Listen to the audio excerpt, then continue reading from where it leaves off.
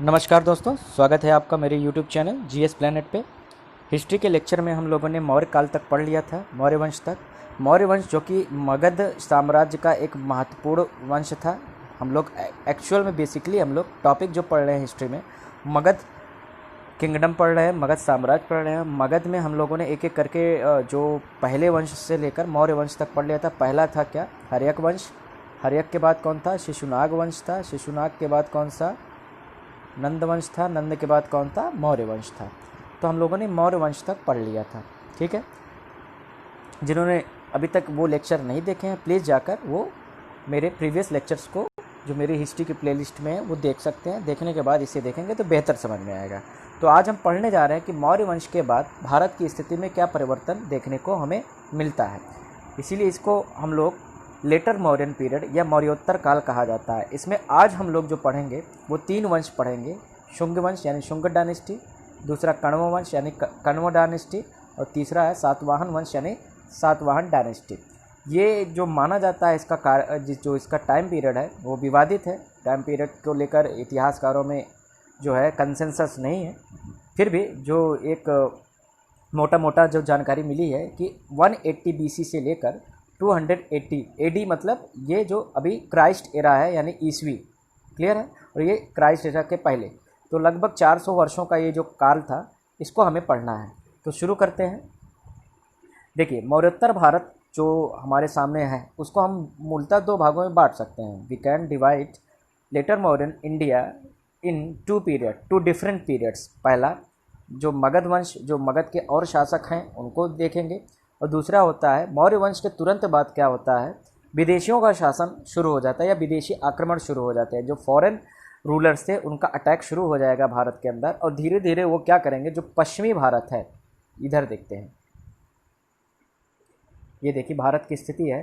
तो जो ये यहाँ तक अगर हम देखें तो ये पूरा भाग जो है यहाँ से लेकर ये तक ये मगध के हिस्से में रहेगा, क्लियर है, यानी सेंट्रल इंडिया और नॉर्थ सेंट्रल इंडिया की बात करें। लेकिन जो ये वेस्टर्न इंडिया होगा, ये वेस्टर्न इंडिया, यहाँ पर धीरे धीरे विदेशी शासकों का कब्जा होता चला जाएगा। इसमें देखिए यहाँ पर लिखा है ग्रेको बैक्टीरियन किंगडम, जिन्हें हम ग्रीक शासक कहते हैं। फिर उसके अलावा भी बहुत सारे शासक आएंगे। तो यहाँ से लेकर यहाँ तक का जो पीरियड है, ये जो है यहाँ पर पश्चिमी जो भाग है हमारा, पश्चिमोत्तर भारत है, नॉर्थ वेस्ट इंडिया जो है, इसमें फॉरेन रूलर्स स्टैब्लिश होंगे। और जो हमारा जो सेंट्रल इंडिया है इसमें मगध के जो तीन वंश अभी बचे हुए हैं वो शासन करेंगे बारी बारी। तो एक एक करके देखते हैं पहले। हाँ, तो ये देखते हैं मगध वंश में जो शासन अब वो बचेगा वो किसका होगा? शुंग वंश, कण्व वंश और सातवाहन वंश। ये तीन वंश होंगे। ये तीन के तीनों ब्राह्मण वंश थे। क्या थे ये? ब्राह्मण वंश थे, ब्राह्मण डायनेस्टीज थे। देखिए हुआ क्या, जो हमारा जो अगर हम बात करें हर्यक वंश की, अगर हम इसकी बात करें क्या कहते हैं पूरा मगध साम्राज्य, तो सबसे पहले क्या होता है? हर्यक वंश। हर्यक के बाद कौन सा होता है? शिशुनाग वंश। शिशुनाग के बाद कौन सा होता है? नंद वंश। ठीक है, शिशुनाग हुआ नंद वंश। ठीक है, तो हर्यक और शिशुनाग जो थे ये क्षत्रिय थे। ये क्या थे? क्षत्रिय थे। नंद जो क्या थे? ये शूद्र थे। मौर्य क्या थे? ये भी शूद्र थे। ठीक है, मौर्य के बाद जो बचेंगे शुंग, कण्व और सातवाहन, ये तीनों क्या थे? ये तीनों के तीनों वंश जो है ब्राह्मण वंश होंगे, क्लियर है। और हमने आपको ट्रिक बताया था याद करने का क्रम, हसीना माशुका साथ है, हसीना माशुका साथ है। ठीक, तो हाँ से हर्यक, शिशुनाग, नंद, मौर्य, शुंग, कण्व और सातवाहन, क्लियर है। तो देखते हैं अभी पहला वंश जो देखेंगे क्या? शुंग वंश। तो शुंग वंश की बात करते हैं। इनका जो टाइम पीरियड होगा वो 180 to 75 BC तक होगा।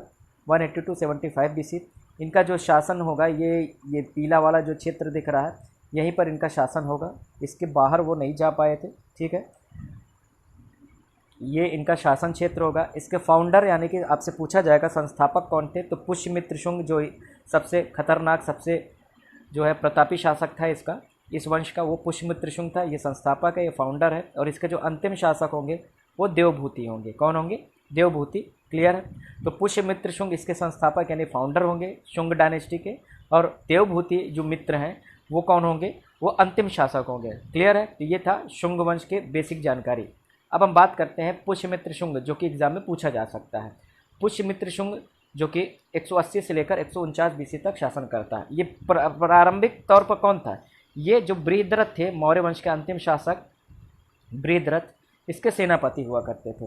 हुआ क्या था, बृहद्रथ के समय तक मौर्य वंश तक बहुत मतलब मौर्य के जो ये अंतिम शासक थे उस समय तक मौर्य वंश बहुत ही कमज़ोर हो गया था।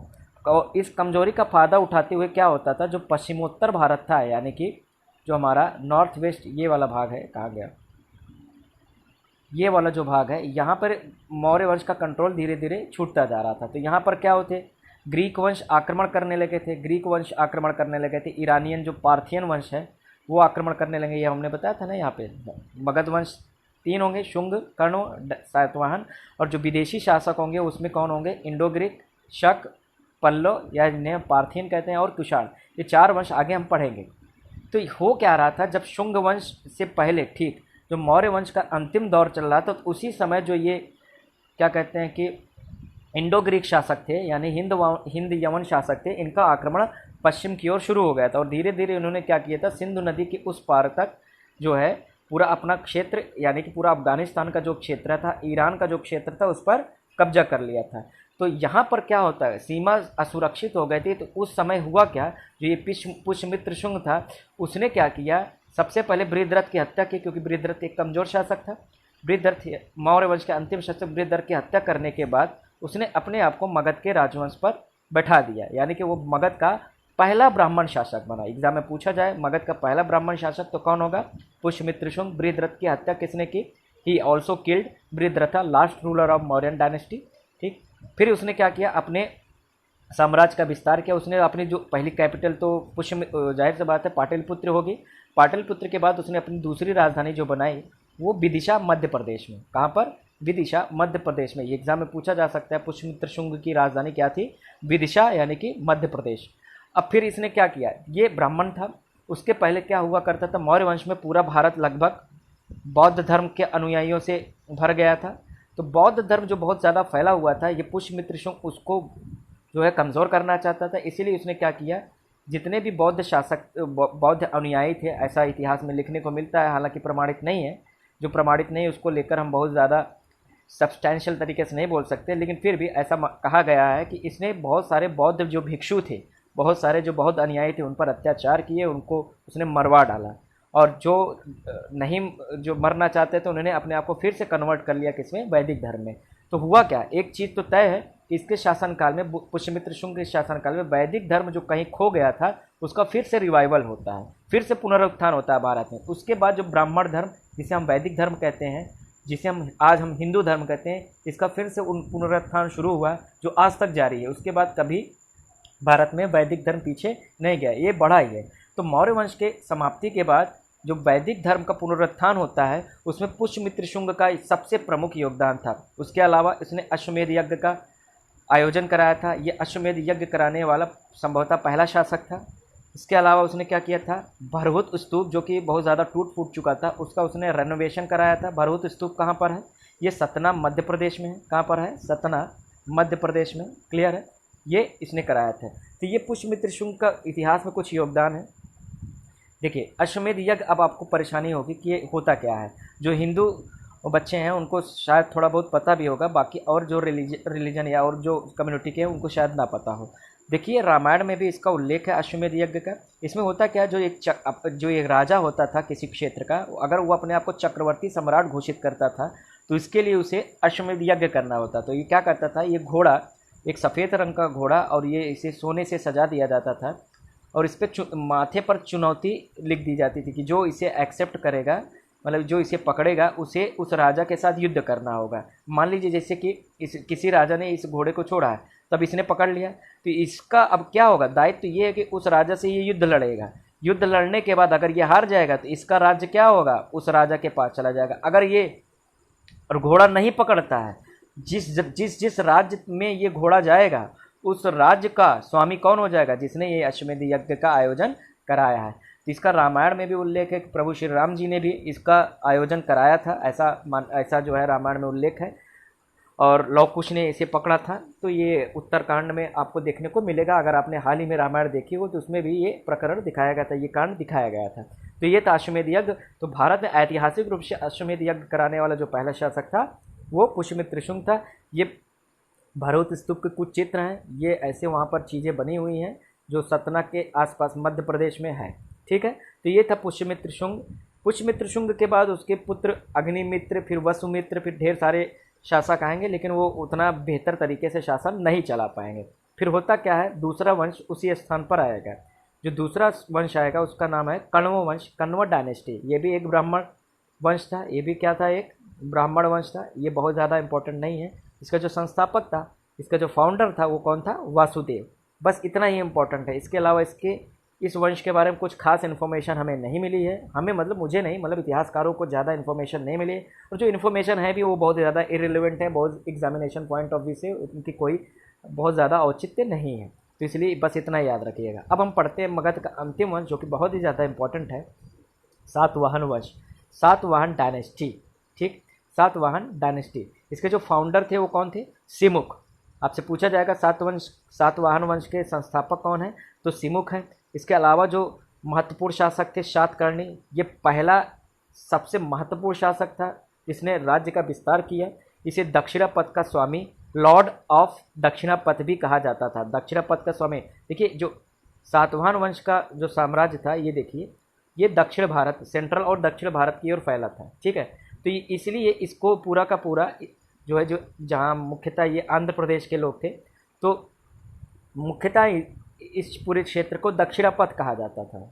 दक्षिणापथ मतलब दक्षिण का रास्ता, तो दक्षिणापथ कहा जाता था। इसके जो भी राजा होते थे वो दक्षिणापथ के स्वामी कहलाते थे। ठीक है, हाँ। तो लेकिन जो पहला दक्षिणापथ का स्वामी कौन बना, शातकर्णी। शातकर्णी के बाद दूसरा जो सबसे महत्वपूर्ण शासक होगा वो होगा कौन, गौतमी पुत्र शातकर्णी, जिसका उल्लेख नासिक अभिलेख, नासिक इंस्क्रिप्शंस में भी है, जिसका उल्लेख सांची स्तूप में भी है। और इनकी जो राजधानी थी, इनकी जो इनका अंतिम शासक कौन था, विजय था, विजया अंतिम शासक। तो आपसे पूछा जाएगा सातवाहन वंश का पहला शासक कौन है, तो सिमुख है। सबसे महान शासक कौन है, गौतमी पुत्र शातकर्णी है। और अंतिम शासक कौन है, विजय है। कौन है, विजय। राजधानी की बात करें, इनकी पहली राजधानी क्या थी, प्रतिष्ठान। प्रतिष्ठान कहाँ पर है आपको बता देते हैं। प्रतिष्ठान आजकल ये महाराष्ट्र में है, औरंगाबाद के आसपास ये कभी हुआ करता था। फिर बाद में हुआ क्या, जो शक रूलर थे उनके साथ इनका युद्ध हुआ और शकों ने इस क्षेत्र को जीत लिया था।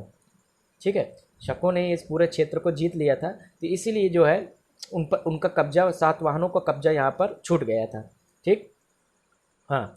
तो ये राजधानी प्रतिष्ठान हुआ करता। जब ये प्रतिष्ठान ये हार गए किससे, शकों से, जो आगे हम कल पढ़ेंगे शक कौन थे।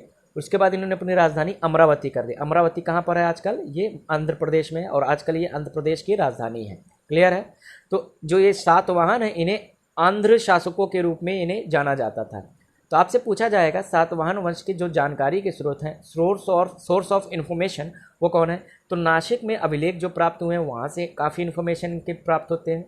उसके अलावा इन्होंने जो सिक्के जारी किए थे उससे इन्फॉर्मेशन प्राप्त होती है। सांची स्तूपा में भी इनका वर्णन है, पुराणों में भी इनका वर्णन है। तो ये जानकारी के स्रोत है, एग्जाम में पूछ सकता है कि सातवाहन वंश के, आपसे ऐसे पूछा जा सकता है कि नासिक अभिलेख जो प्राप्त हुआ है उसमें कौन से महत्वपूर्ण मगध के राजवंश की इन्फॉर्मेशन प्राप्त होती है। तो किसकी प्राप्त होती है, हमें सातवाहन वंश की प्रमुख रूप से प्राप्त होती है। ये मगध साम्राज्य के अंतिम शासक थे। क्या थे ये, मगध साम्राज्य के अंतिम शासक थे। They were the last ruler of Magadha kingdom. इन्हें आंध्र रूलर्स के रूप में भी जाना जाता था, और इसीलिए देखो जहाँ पर इन्होंने मुख्य रूप से शासन किया वो प्रदेश आंध्र प्रदेश के नाम से आज जाना जाता है।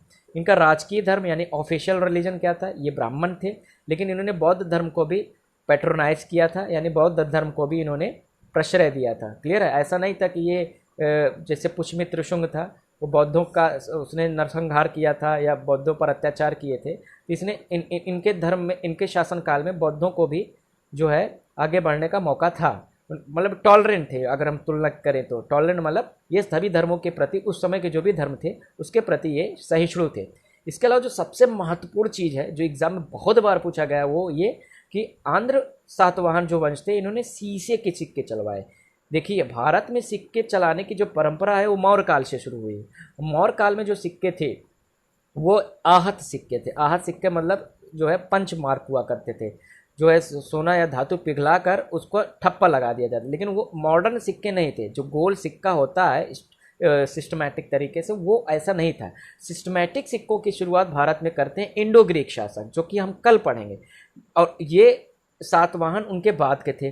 तो सातवाहनों ने जो उनसे प्रेरणा ली, इन्होंने क्या किए, शीशे के सिक्के चालू किए, लेड कॉइन्स। एग्जाम में पूछा जाएगा भारत में वो कौन से वंश थे जिन्होंने लेड कॉइन इंट्रोड्यूस किया था, तो कौन थे, सातवाहन वंश। और इसमें काफ़ी एक दो सिक्के ऐसे मिले हैं जिसमें गौतमी पुत्र सातकर्णी का चित्र बना हुआ है। इसके अलावा इन्होंने अमरावती स्तूपों का निर्माण कराया था। तो ये सातवाहन वंश की इम्पॉर्टेंट जानकारी हो गई। ठीक है, सातवाहन वंश का ये जो क्षेत्र था ये था, बाद में इनका क्षेत्र यहीं तक सीमित हो जाएगा। इनके पतन के बाद क्या होता है, ये इनके आस जो है, इनके पतन के बाद यहाँ पर इक्ष्वाकु वंश शासन करेगा, इक्ष्वाकु शासन करेगा, इधर शक शासन करेगा, और इधर पर यहाँ पर बाद में वाकाटक शासन हो जाएगा। जब गुप्त काल हम पढ़ेंगे वहाँ पर इन पर वाकाटक वंश का शासन हो जाएगा। ये जो सिक्के हैं यही है लेड कॉइन, यहाँ पर हमने आपको बताया ये गौतमी पुत्र सातकर्णी है। ठीक है, तो ये सातवाहन वंश के सिक्के हैं जो हमें प्राप्त हुए थे विभिन्न उत्खनन के माध्यम से। तो ये थे सातवाहन वंश। तो इस प्रकार मगध में हम लोगों ने हर्यक, शिशुनाग, नंद, मौर्य, शुंग, कर्ण और सातवाहन वंश को समाप्त कर दिया है। अब कल हम जो लोग पढ़ेंगे, कल हम मौर्य काल के बाद जो विदेशी आक्रमण हुए थे, विदेशियों का शासन है, जिसमें इंडो ग्रीक, शक, पार्थियन और कुषाण पढ़ेंगे। कुषाण में सबसे महत्वपूर्ण होगा कनिष्क, उसको देखेंगे। तो आज के लिए इतना ही। Thank you all.